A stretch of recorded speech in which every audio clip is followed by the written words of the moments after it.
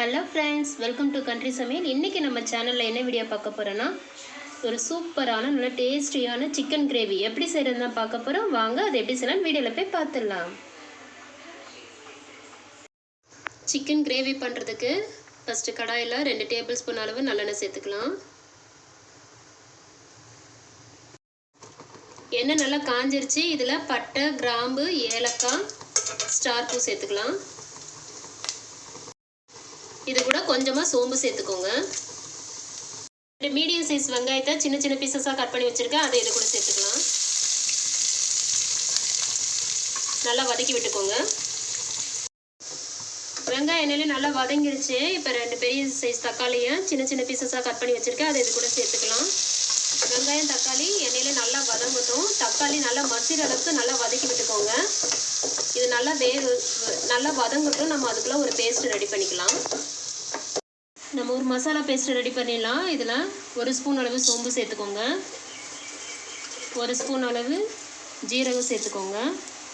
இதில் ஒரு 7-8 சின்ன வெங்காயம் சேர்த்துக்கோங்க.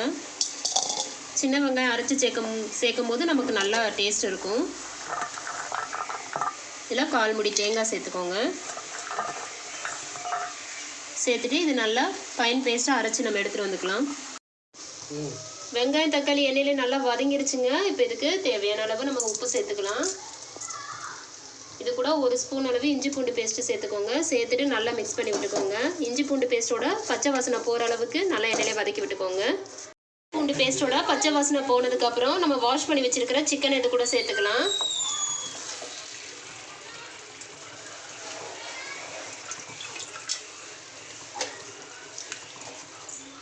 சேர்த்துட்டு நல்லா மிக்ஸ் பண்ணி விட்டுக்கோங்க. தண்ணி எதுவும் சேர்க்க வேண்டாம். சிக்கன்லேயே நமக்கு தண்ணி விடும். அதிலே நல்லா வேகட்டும்.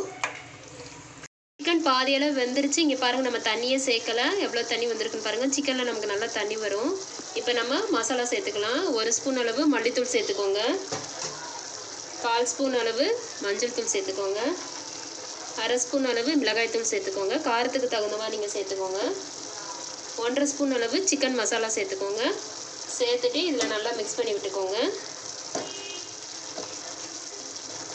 மசாலா எல்லாம் சேர்த்து இங்கே பாருங்கள், சிக்கனோட நல்லா மிக்ஸ் ஆகி எண்ணெயெல்லாம் பிரிஞ்சு வர ஆரம்பிச்சிருச்சு. இப்போ நம்ம அரைச்ச பேஸ்ட்டு இது கூட சேர்த்துக்கலாம்.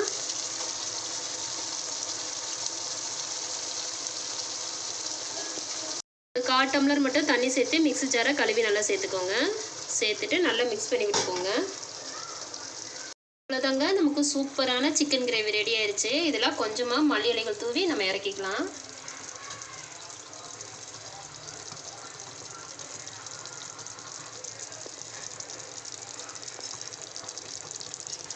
நமக்கு சூப்பரான சிக்கன் கிரேவி ரெடி ஆயிடுச்சு. பாருங்கள் எவ்வளோ சூப்பராக ரெடி ஆயிருக்குன்னு. இதே மாதிரி நீங்களும் உங்கள் வீட்டில் ட்ரை பண்ணி பாருங்கள். ட்ரை பண்ணி பார்த்துட்டு எப்படி வந்ததுன்னு எங்களுக்கு கமெண்ட்டில் சொல்லுங்கள். இந்த வீடியோ உங்களுக்கு பிடிச்சிருந்துச்சுன்னா லைக் பண்ணுங்கள், ஷேர் பண்ணுங்கள், கமெண்ட் பண்ணுங்கள். கண்டிப்பாக சப்ஸ்கிரைப் பண்ணுங்கள். நம்ம இன்னொரு வீடியோவில் பார்க்கலாம். பாய்.